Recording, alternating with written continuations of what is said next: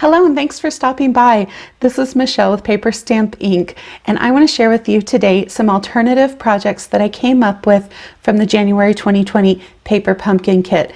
Now, I already had a previous video where I shared some treat holders, so I'll link that above, and that way you can go back to that one if you need some additional inspiration. I've got a special surprise for you inside one of these cards, so make sure that you stay tuned. And if you haven't already subscribed, hit that red bell or that red button down below and tap the bell so you'll make sure you get notifications of my future projects and inspiration. Let's go ahead and start talking about what I did with the Paper Pumpkin January 2020 kit.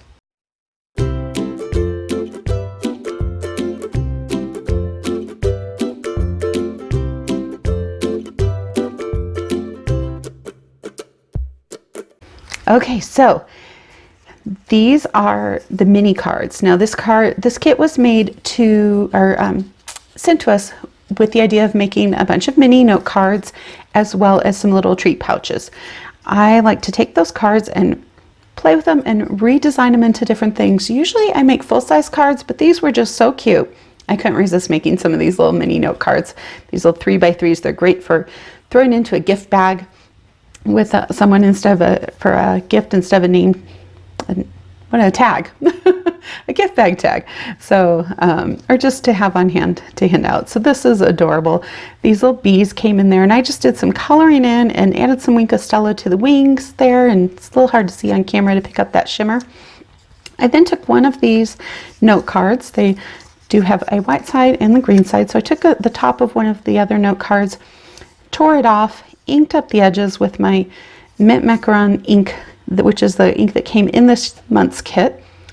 I created the pop-up on some dimensionals. Before I did that though, I went ahead and just drew in by hand some little flower stems. Now, a lot of you are way more artistic than I am, so I'm sure you can make these look even cuter, but if I can do it, you can do it. So I just drew those in, kind of keeping in mind where my line was going to be.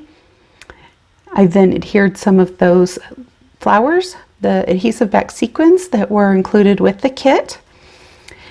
Popped my bee on there, did a little trail with my black Stampin' Write marker to show that bee's flying path. Used the thank you in the kit and one of these sentiment circles.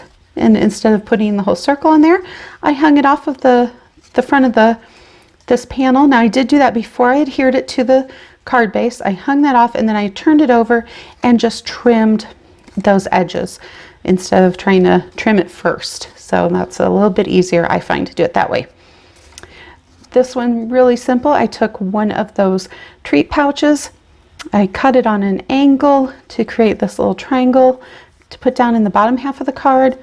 Used one of the enclosed hearts, ran the thread that's included behind that, tied a little bow, and then added more of those little sequins. So very quick and simple. This one again uses two of the hearts that were included in the kit. I did take another one of those treat pouches and I just tore a piece of it off there and put it across the bottom.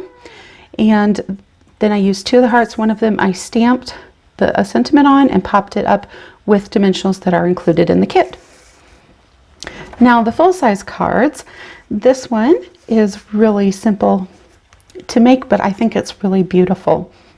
So I did take the stamp that's included in the kit that has the pattern on there. So you notice these hearts are the ones included. They're pink with a white pattern.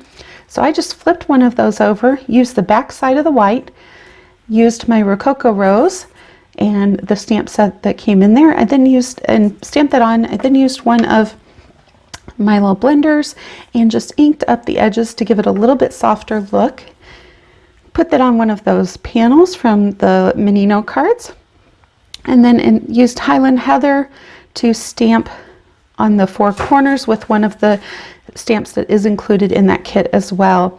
Pop that up on dimensionals, layered with Rococo Rose. Put the Highland Heather behind there.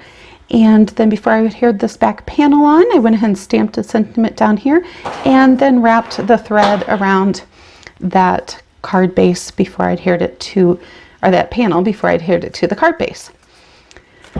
course, I couldn't resist using some of that beautiful bee paper with this stamp set because we have the little bees in it. So this one I had fun. I just used a black panel. I cut a strip of that paper that you can get for free from the Celebration catalog. When you order $50 or more, you get to pick something from that Celebration catalog. So I used this paper, and hopefully you guys can pick up, there's some beautiful gold foiling on these leaves in there. I then took the back side of that same paper, cut a thin strip to anchor that down, popped the thank you up on dimensionals, and added a couple of my little bees that I again colored and added Wink of Stella, and then I used a white gel pen to do the little path for the bees flying in from the side. Lots of fun with that there. Now this is the one that's got a fun surprise in it. So very simple card on the outside. I used the banner. I cut the other end to have a little tag shape. 3 of these hearts. This is done with that stamp that's included in the kit. I just stamped a white panel down there. And you open this up, and I actually have one of the little envelopes from the card set. I put a tag on a string that says pull, and then it's got these fun cards inside. So I used a lot of these little sentiment pieces, and so it says, you are brilliant, creative, kind, beautiful, funny, amazing, loved. So how much fun would that be to get that card in the mail? So you can put whatever you want on those. You could do them with maybe some coupon type of things on there, you know, good for whatever, good for one night of dishwashing or whatever you might want to have on there. I'm going to pull this back out here so it's ready to go. And just to show you how I did those, what I found worked best for me is I took my thread, oops, that piece is already cut, find it in here. Well, I know there's an end somewhere, and it looks like it should be there, but let's just use this small string. You guys will get the idea. So I laid my string out. I then put my bottom layers, so I alternated with the colors and the patterns. So I used one plain and one patterned on each side.